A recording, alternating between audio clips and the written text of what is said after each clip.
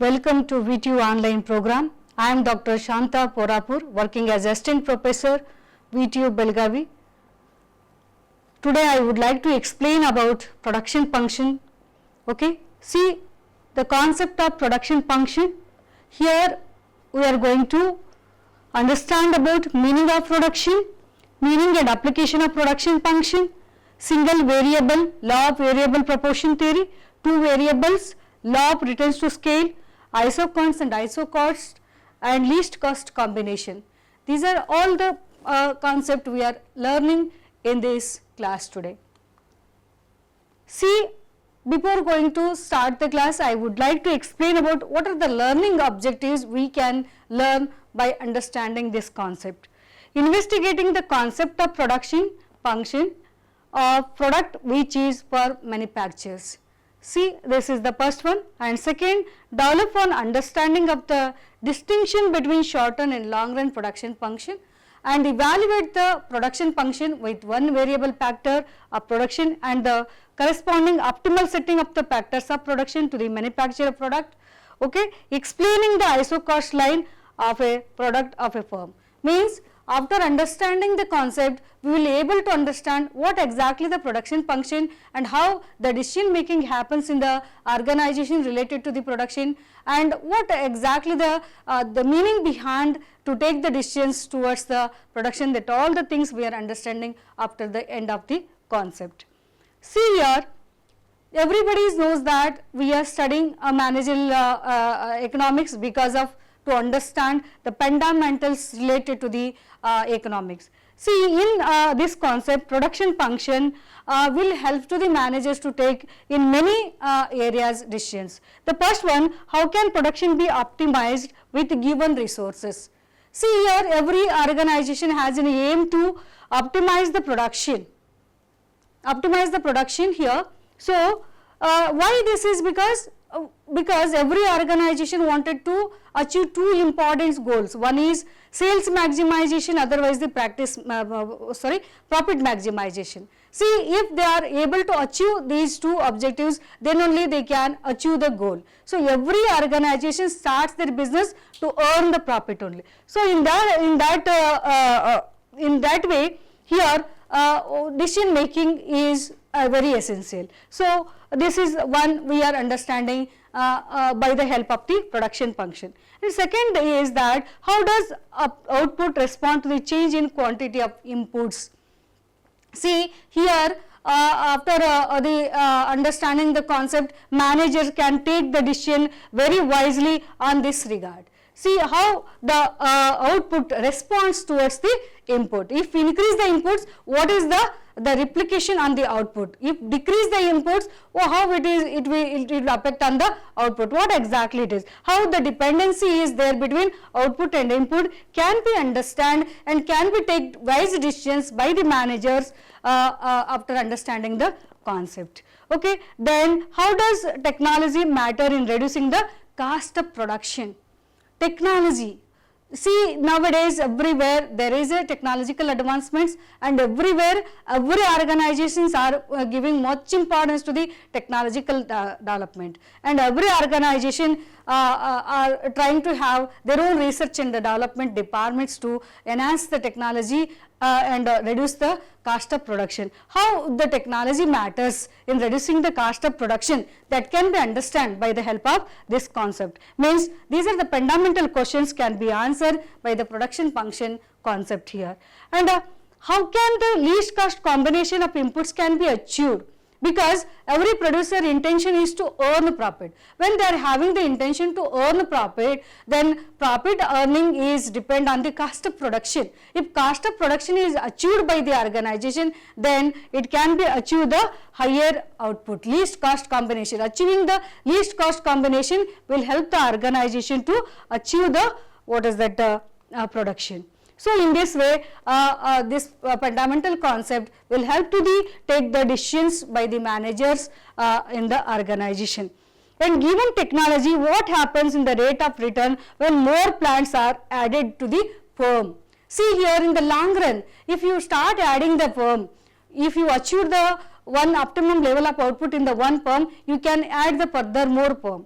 as a producer. So when they started doing it, when the manufacturer or the producer start doing it, what is the changes, returns, what is the changes happens in the returns that can be understand, and that those kind of the decision can be taken by the managers. So when the managers are able to take the decisions on all these matter, then that manager will contributing to the organization, and organization can achieve the optimum output by the using the minimum resources. So here always organization wanted to produce it more and more in the less and less inputs, so that can be achieved by the help of the understanding the concept here.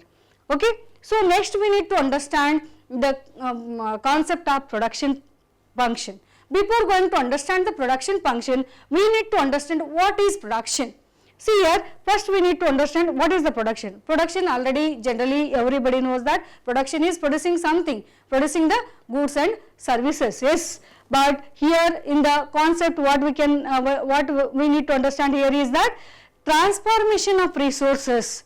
What are those resources? Land, labor, capital, raw materials, time. These are the things we can say here. Inputs are the resources. Into commodities. Into commodities we need to here we need to understand.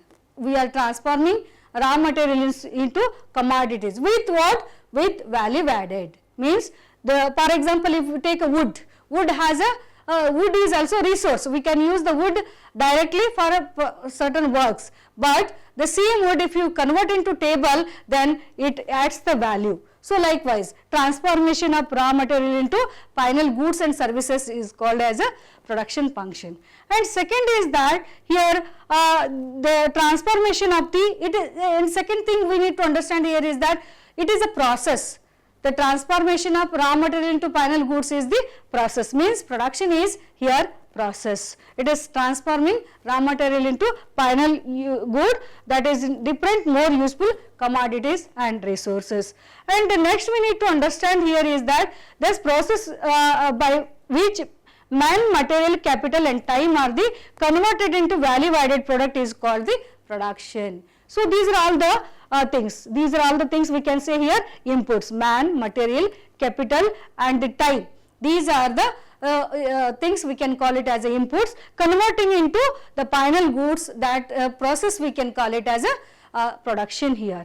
And it's not necessarily go with what is that tangible inputs into tangible outputs. It can be possible in intangible inputs into intangible outputs. For example, legal work, medical practitioners we can say, social service people and contingency work kind of a work. These kind of the services we can say here intangible inputs they are using and intangible outputs they are producing. So these kind of the things also we can say it here. The production means production is nothing but transformation of raw material into final goods. Here the inputs are needed. What are these inputs? These inputs we can call it as a land, labor, capital and organization, and production is the process, and production is not only with the tangible inputs, it is also possible with the intangible inputs. And one more thing is that the production is not just manufacturing, it is also can be directly in the same form only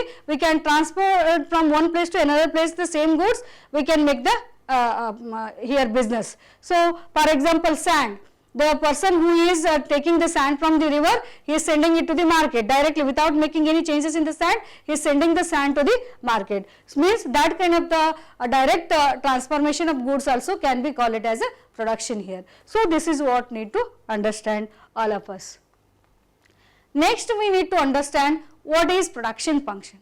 Production function is nothing but it is explains us about the functional relationship between input and output. One thing we have understood in the earlier slide there is that inputs are influencing on the output. Okay. So then what is that relationship? How to understand the relationship between input and output? What exactly it is? That we can understand by the mathematical formula that we can say here. Production function states the technological relationship between input and output in the form of an equation and table and graph. So here in the production function, what we are understanding? We are understanding that what is the technological relationship between inputs and output by the help of the equation, by the help of the table, and by the help of the graph. Okay, so that is what, how, and everything we need to understand. Okay, then one more thing we need to understand here is that it's a specific form. It states the extent of quantitative relationship between input and output. Means here one thing I would like to clarify you is that it is explains us about the quantitative relationship between input and output. For example, how much quantity you have used in the production and how much output you have get it in the production. For example, if you use the 100 units of the inputs, how much the output you are getting it from that. That we are understanding, means qualitative relationship is not explaining in the production function. Only we are understanding the relationship between input and output quantitatively. That point need to be clear here. And it is able to answer the queries related to marginal productivity, because here every organization is intention is that to expand his business. So expansion of business only help them to achieve the minimum cost.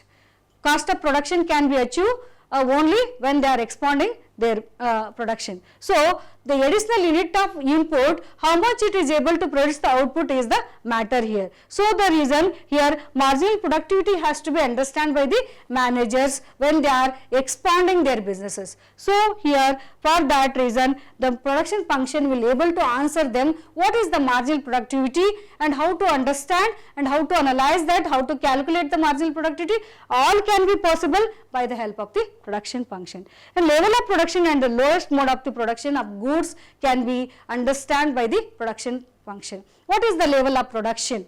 Okay, and how to minimize the cost of production, how to go with the least cost combination. These are all the points can be understood and addressed by the help of the production function here. So always in the production function we need to keep three important points. What are these points that I would like to explain you? Always related to given time period. Production function needs to be explained with the help of given time period. Time period is most important, because if we have a time we can make anything. If we don't have a time, even orders are there also, even demand is there also, we are not able to produce and supply the goods, because time is a matter here. Time is most important in the production function, that in the given time period only what can be possible in the production, that can be understood by the help of the production function.